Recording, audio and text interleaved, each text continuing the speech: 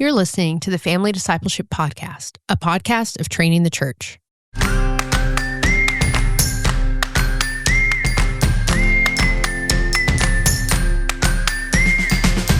This is Adam Griffin, and sadly, Cassie Bryant can't be with us today, but I am here with my incredible, brilliant, fantastic, beautiful, hilarious wife, Mrs. Chelsea Griffin. Chelsea, how are you?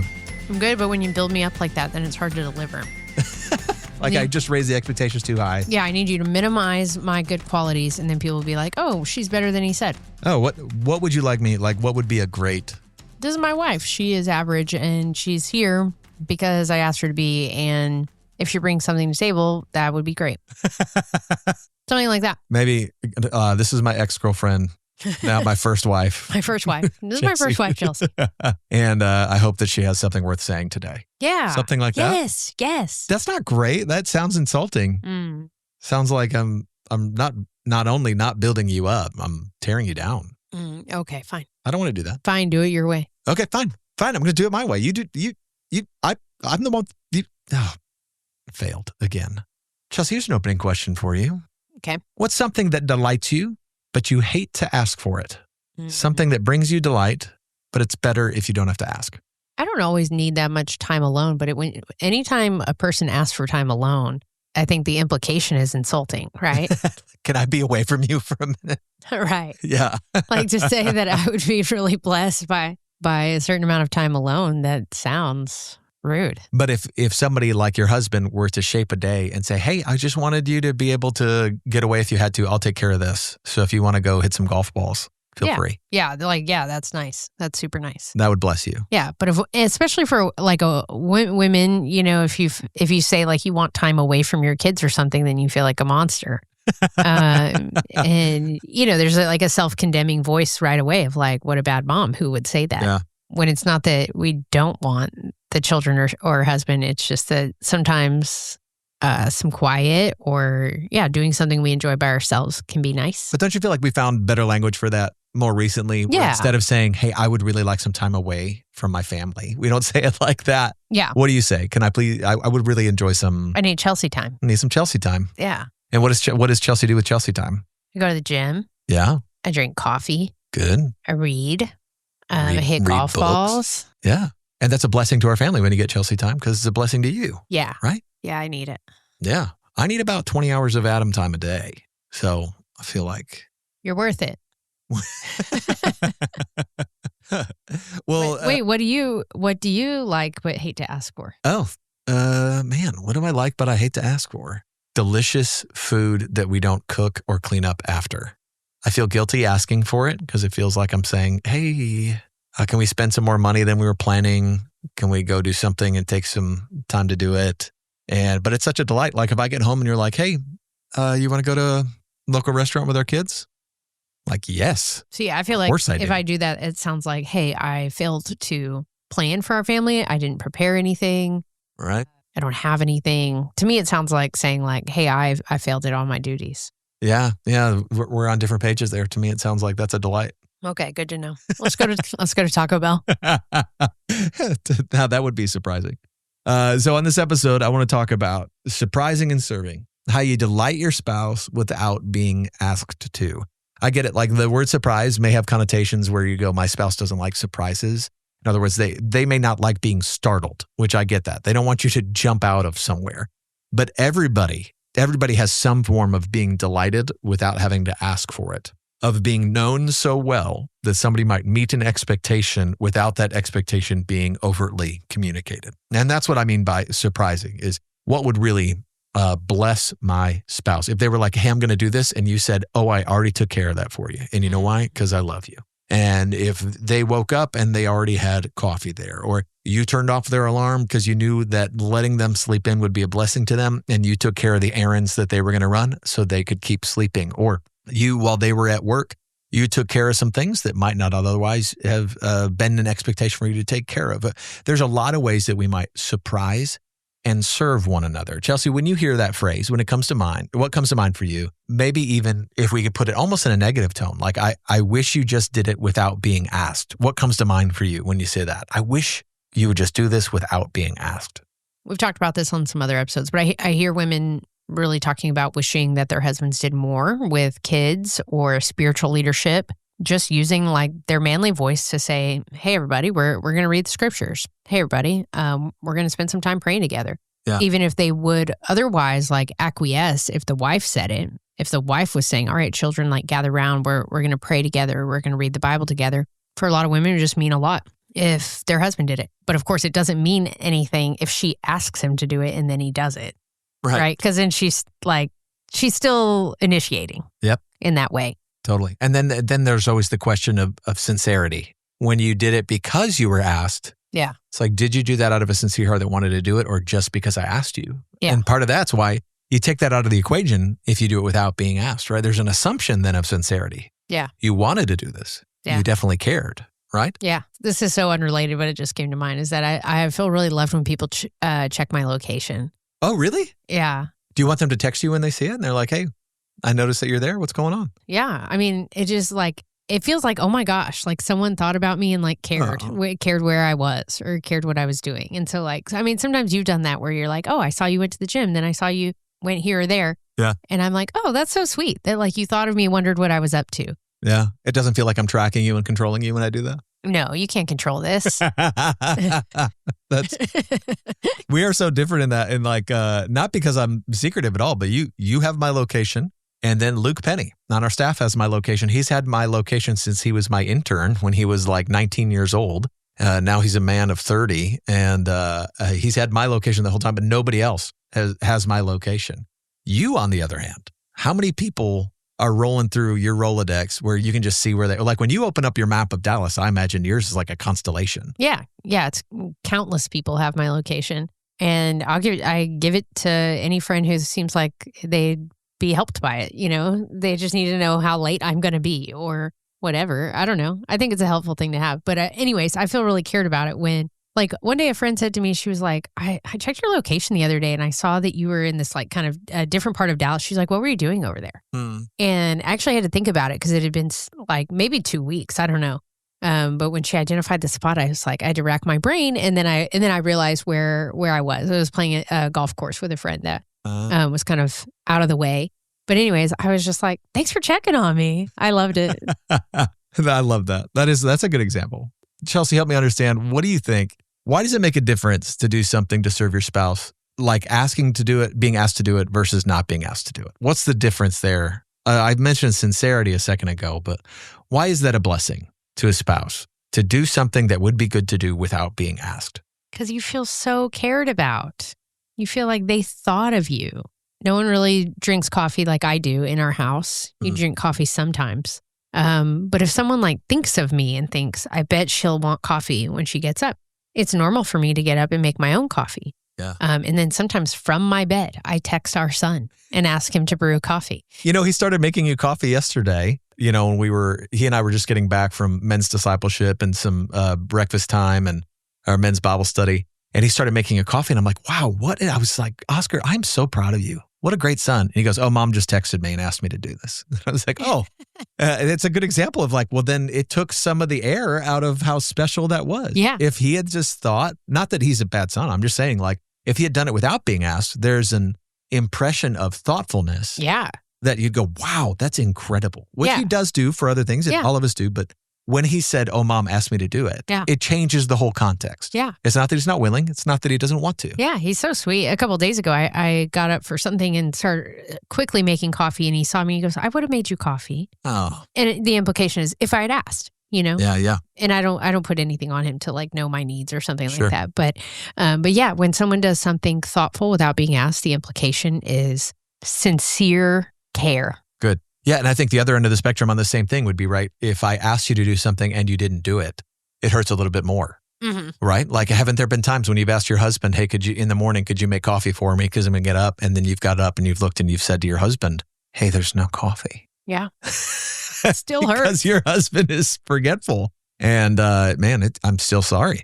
Still sorrowful about it. And we give one another the benefit of the doubt. And I'm sure he intended to, I'm sure he got distracted. But yeah, when somebody remembers something or thinks to do something and just thinks, I thought you would like this, it's super sweet. It's like getting a gift that you wouldn't have thought to ask for, right? Yeah. I mean, you've indicated that you like, you like me to visit you at work. Yeah, I love it. But it's taken me a lot to like believe that. Yeah. But then when I'm doing good at believing that, then I try to do it sometimes. Oh, I love it.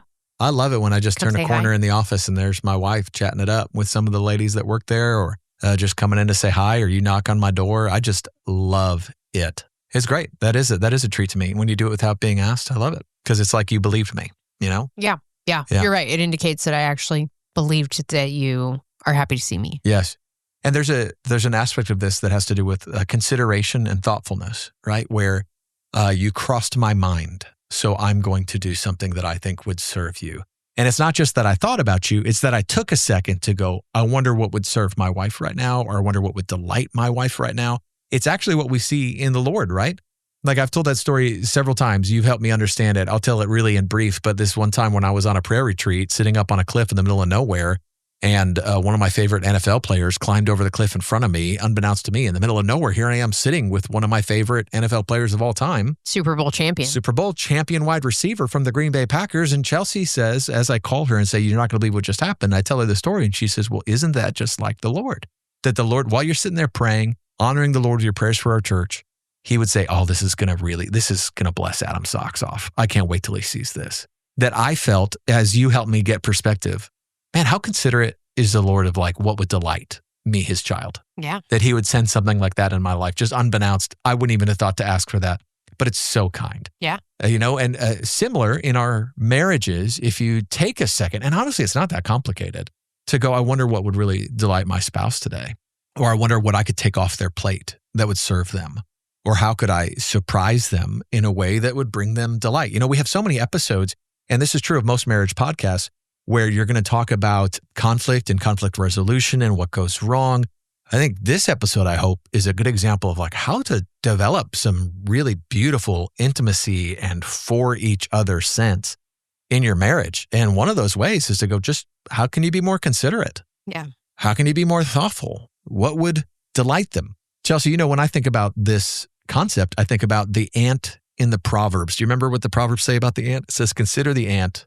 Yeah, it's like no one's giving out the orders, but everyone's doing what they're supposed to do, right? Yes. Yeah, productive without being asked. Yeah, so it's like the ants prepared for the next season and they didn't have any chief or ruler to do it. And I know like in modern science you say, yeah, but they have a queen. But a queen of the ants is actually not giving orders. They're just having babies. The ants all do the work they're supposed to do. What were you going to say about that? You look like you were going to say something about having babies. I was about to say how much you just diminished a women's contribution by saying all this queen does is have babies. I'm sorry. All she does is have babies. I'm all sorry. she does is the most miraculous thing on earth. But also, she gestates life. Surely she does more. Okay. All right. I'm just saying. She does. They're not living in an ant matriarchy where the queen is giving them orders. They do what they're supposed to without being asked. And that's the proverb, right? It's without commands, the ant does what it's supposed to do. And the proverb is offering us wisdom to say, wouldn't it be wisdom if you did something that you could or should do without waiting to be asked to do it? Wouldn't that be wisdom? Isn't that? I mean, that's what we're trying to do in our house and raising our sons, right? We love it in our children. Yes. Right. When our children just perceive that dinner is wrapping up, so we should probably start rinsing these dishes and putting them in the dishwasher rather than being told when it's like dinner happens every day. So I know you know this. We really appreciate it when our kids start to realize that. We have one child that notices that they have dirty laundry and begins to do it. Yeah. And we have two children that need to be told. They have perfect vision. But I still have to be like, hey, check out this pile. Where do you think that came from? What do you think we can do about it? Or like when they look me dead in my eyes and tell me they don't have any clean jeans. And I'm like, I know you don't. Look at that pile. They're dirty. And the only way to make them undirty is to wash them. But like, why are we having this conversation? Yeah. You have perfect vision, able-bodied. You know where the washer is. Yeah. And yet you have no clean clothes. Tell me about that. Yeah. It's literally thoughtlessness, right? It's they're not thinking about it. Yesterday, I watched one of our sons. A leaf had blown in our back door when we let out the dog. And so there's a leaf in our kitchen. And he walked over to the leaf and he stepped on it and crushed it on the kitchen floor and kept walking. And I just thought, this is a perfect example of thoughtlessness. I didn't handle it well, honestly. I said, passive aggressively, this is what came out of me. I said, did you just walk over and step on a leaf? I didn't like correct him. I didn't address it. He looked at it. He looked at me and he bent down and cleaned it all up and he walked away. But of course, like I did not intend that question to be sincere. And in that, I didn't communicate well with our son. But it is a good example of I want you to see something that needs to be picked up and just do it. And that would be an expectation for the kid. But what we're talking about in a marriage is that it would really delight us, not just to clean things that need to be cleaned, but to think about your spouse in a way that would honor and bless them and say, what could I do right now that would do that? Is it a text during the day to tell them I'm thinking about them? Is it a plan? Would they be really blessed if I planned ahead on something? Hey, we've got a date coming up. Hey, I planned a date for us. I picked a time that we could do that. Or is there Chelsea last night? She knocked out probably 2 science projects, an upcoming athletic event that needed to be coordinated, some uniform purchases, and some other things that needed to be bought. And she just knocked that out while cooking a delicious fish dinner while I sat on a couch and read a biography for most of the night. And Chelsea just was like, just serving our family, serving her tail off. And that wasn't done out of spite. It wasn't done out of anger. It wasn't done, but it was done. She didn't like check with me and say, hey, would it be okay with you if I do that? But I know it got done. And when I heard it was done, I was like, wow, that was incredible. You really served me and served our family. And I felt blessed by that. I was surprised by all that getting done. I was honored and blessed by that, Chelsea. Oh, you're welcome. Thank you. I received that welcome then. One of those science projects turned out really good. but not from lack of effort for you on the other one. Yeah, I did all I could. Yeah. Could not be redeemed. Why didn't you think that's more common for us, that we would be considerate, that we'd be thoughtful, that we'd surprise and serve one another? Why is that not just like the first instinct in marriage? Like, why when we're like doing premarital counseling, if I said, hey, you should surprise and serve each other often, would it not just go like, well, yeah, of course we're going to do that? Well, why does it have to be like a note you write down and go, oh, yeah, I need to think about that? There's, I think, of a couple of reasons. One, just generally, we can be selfish and self-centered, right? We're the protagonists in our story. We're the main character. And so we think about what I'm doing, what I've got to get done. And it's hard to think about what everybody else needs. And I know for a lot of women who kind of make themselves like the victim of God's greatest blessings, a husband and children. I'm serious. It is like every single woman I know pretty much really would like a husband and children. And then I know lots of women who have a husband and children and they're like, isn't it hard? It's so hard. Yeah. And I'm like, okay. Which is not saying like marriage is always easy and the kids are always easy. But you're right. We take these blessings and we display them as burdens. Right. Marriage and motherhood were part of the garden life before the fall. Yeah. We make kids in marriage like trauma bragging, where we're like, oh, yes. I can't believe how hard this is. Yes. And this is the worst.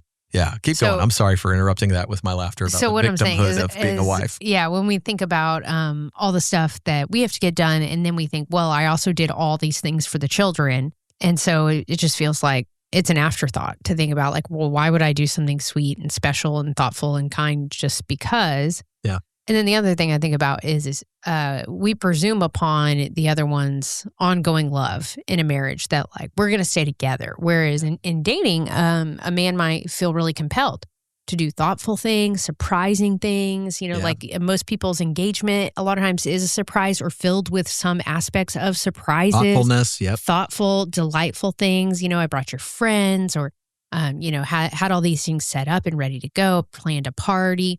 We do those things on the front end in dating in order to secure this person. We're giving our greatest hits, right? Yes. And then later you find out there's a B-side to this album and you're like, oh my God, what happened to the greatest hits I was receiving? Yeah, we're trying to get them to say yes to us. But then once they've already said yes and we feel like, per the scriptures, they're locked in. It's like, why would I have to do anything like that? Like, I don't want to earn their love anymore. I'm supposed to have it. Yeah, that's so good. Yeah. When it comes to this, what comes to mind for me is there's so many things in marriage that we talk about conflict around, we talk about communication problems around. But one of the best ways to communicate well together is to have a marriage that has been fueled with something beautiful, right? So it's not just that like, oh, we're just trying to make it through the day. We're just trying to make it through the week. But how do we throw a log on this fire of building like friendship, building intimacy, building love and affection? One of the best ways to throw a log on the fire of your marriage, especially if it feels like it's kind of smoldering out, like how to build that back up is to go, well, how could I be thoughtful, considerate, and surprising in the way that I serve my spouse? Yeah. And Chelsea, help us think through just for a second. Let's talk about this practically. What are some ways specifically that come to mind for you when you think about ways that spouses can serve one another? Just kind things that a spouse might do every day to think, here's a way I can serve my spouse. Yeah. You turn on my electric blanket for me before I come home from work. So often, not always. Often. But yes. Often. Yeah. That's a delight. I have a friend who she gets the shower, like she turns the shower on and lets the water get hot before her husband even gets out of bed, so that when he gets out of bed, the shower will be hot. Which he says motivates him because of his frugality. That once he knows water down the drain. Yes, once he knows that hot water is going down the drain, it will help him get out of bed. So it helps him in many ways. I don't know what else. You think of some things now. Oh, well, I do know there's couples that are friends of ours that I think are very creative daters that I'm always a little bit jealous of, that they're like, oh, we went and did this. Oh, yeah, we already saw that show. Oh, we got season tickets to this so we can go to all these musicals. Or they think through things together and they have fun together doing it. And that's because they've built up a culture where they're thinking ahead about what would delight one another. Yeah. When we were first dating, you remember it really meant a lot to you that I would know what you wanted ordered as a drink. When you would, like, if you were going to the restroom or if you were going to be later than me, that you wanted ice or you wanted water with no ice, or you wanted this kind of soda at this restaurant, but this one at that restaurant. And it delighted you and it delighted me to know those things about you because you felt known. So when a spouse remembers like, oh, my spouse doesn't like mayonnaise, or my spouse doesn't like broccoli, or my spouse doesn't like this. And as they're preparing something or getting something ready, you think through that, or you remember something they told you, that can be really meaningful. So when they tell you the other thing, we've talked about this before in the listening episode, you and Cassie did so well at this. When you listen well to the details of what your spouse is telling you, and you're able to recount those in a way that turns into questions later, like how did that work out? Or what's the result of this? Or to text later, maybe about something you were going to go do, and text during that and say, I'm praying for you right now because I know this is going on. It displays very simple version of thoughtfulness to say, I'm listening when you're talking. Yeah, I guess one of the other things to give a category here that you could do every day is, if we're talking about being thoughtful and considerate, one of the best ways you can do that is by being attentive, right? What is something that when I've done it in the past delights my spouse? Mm-hmm. Something that they've communicated that they enjoy. And if your spouse loves surprises, then you plan a surprise for them. If your spouse hates running errands, guess what? Run an errand for them. Take that off their plate. You be attentive to the things that displease them that you can take, things that please them that you can do. And you think through, how can I serve you? I think through biblically, right? What does the Lord do? He sometimes serves in ways that they do not expect, nor do they ask for. He washes feet. And what is he doing there? He's communicating something to them that they wouldn't have thought to ask for. Mm-hmm. And they were even uncomfortable when he did it. But what he's doing is communicating, hey, I love you.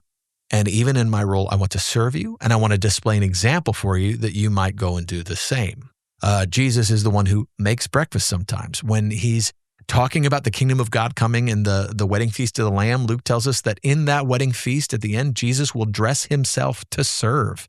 That he'll think about what else is needed right now and initiate meeting that need. While he's met our ultimate need in overcoming sin, death, and the devil, he also meets other needs, right? It's not that he hasn't already done enough. It's that he loves his people. So why wouldn't he want to do that? And of course, we do that with our kids all the time. But one of the ways to keep marriage healthy is to be attentive like that in marriage, to be considerate like that in marriage. Let's get brass tacks here, maybe in our own marriage. What's one thing that you think I could do to commit to doing that would delight you going forward, that would serve you? Like, what's one thing that you think, hey, Adam, you know what would really bless me is if every once in a while you did this and I didn't have to ask you to do it? You're putting me on the spot. Oh, I'm so sorry. No, I can't think of anything like that. It's because I've met every need. Yeah, you've really outdone yourself. I don't know. Okay. What can you think of? I'm sure you do a lot. You've done this before. You remember how I would tell you, there was a time where you would say, I assume you think that I think you did a good job in your sermon. But when I would come back and sit by you after a sermon and nothing would be said, it would feel like, oh gosh, I guess she hated it because she's sitting there in silence. It's kind of the story that I tell myself, like we said in the last episode. Yeah. The story I tell myself is if my wife didn't say, hey, that was good, or here's something the Lord blessed me with in your sermon, then I assume the opposite is true. That I failed. I did a bad job. I put myself out there publicly, worked hard on something, and it amounted to nothing. And so you are very good at being not empty flattery, but when the Lord has taught you something or when you've been blessed by something and I got to play a role in it, that you communicate that. And it's something early in our marriage or early in our dating even, you would say that you would speak well of me and compliment me and be encouraging towards me in conversations with other people, but assume that I already knew that so you wouldn't mention it to me. Like if I did something that did delight you, you would tell other people about it. Yeah. But you wouldn't mention to me. Like you'd say, hey, Adam did this the other day and it was so sweet. But you wouldn't maybe say to me, hey, Adam, that was so sweet. I loved it when you did that the other day. Yeah. And I also would say that I did that because I felt like you weren't going to receive it. And like my friends would never argue, right? If I said like, Adam did this, it was so thoughtful and it was so sweet and I loved it. Then the friends are always like, oh, that's awesome. And they believe it. They don't argue it. And, but I should have been willing to fight through your inability to receive genuine encouragement. I'm serious. Yeah. And I mean, we've grown in this. So now when I see that in you, I'm like, hey, you need to receive that from someone else or from me, but you need to hear it and you need to receive that. You're being encouraged and it's from the Lord, Yeah. And so it's not right for you to deny it or fight it.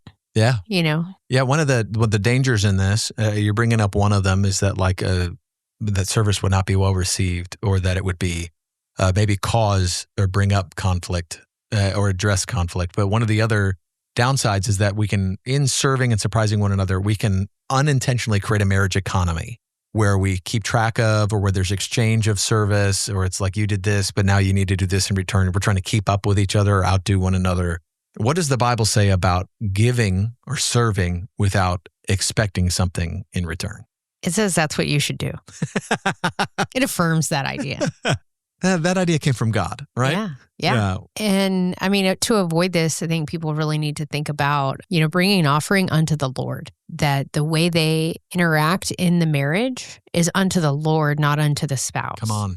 And the Father is actually not against rewarding us. We always, I'm always like on the edge of my seat waiting to point out legalism or any sort of false gospel. So it can be tough to say that. But the Bible says that, right? The Bible says, without faith, it's impossible to please God, which implies that with faith, it is impossible. I mean, it is possible to please God. And Jesus talks about, your Father wanting to reward you for what's done in the secret place, right? That when you go and you pray and you fast and you do things that are dedicated to the Father, that He loves that and He wants to reward them. And so when we think about marriage economy, it's super dangerous to think to yourself like, I have this pure and sincere desire to serve my spouse or honor them, but then all of a sudden I'm looking for a repayment, right? An equal repayment, or they need to step it up and do another thing more than that.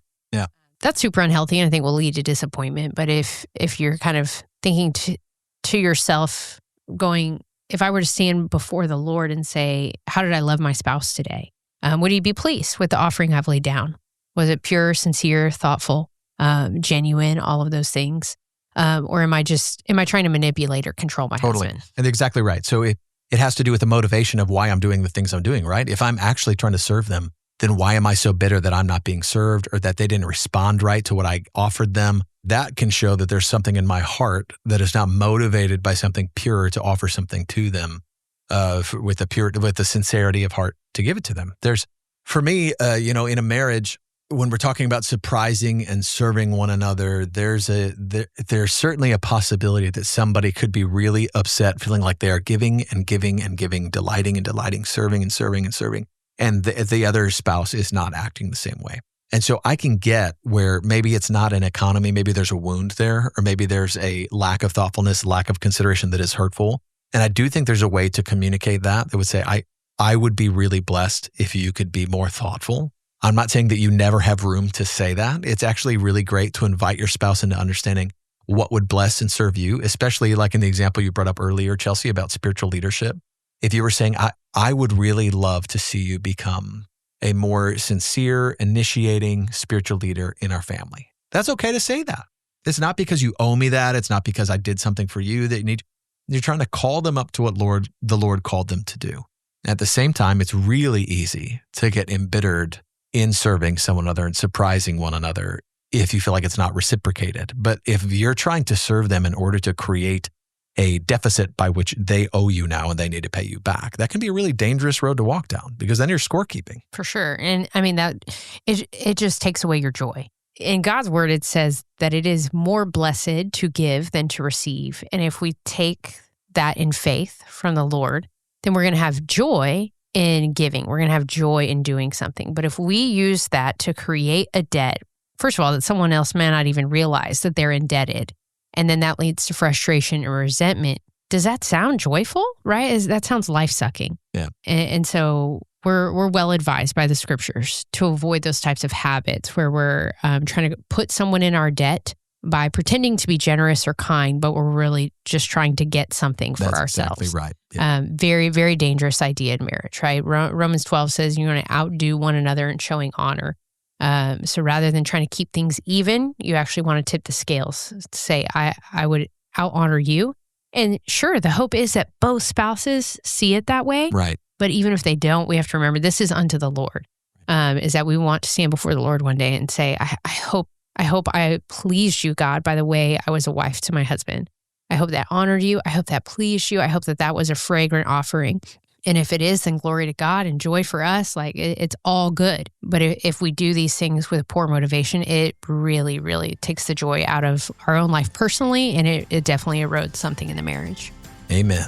Well, thanks for listening, friends. If you think it's as important as we do to disciple our families, please help us out by giving us a great review wherever you listen to podcasts. You can visit one of our sponsors and share this episode with one of your friends. And if you want to keep up with us or join the conversation, you can find us at familydiscipleship.com or follow the Family Discipleship Podcast on Instagram and Facebook. We love you, listeners, and we will see you next week.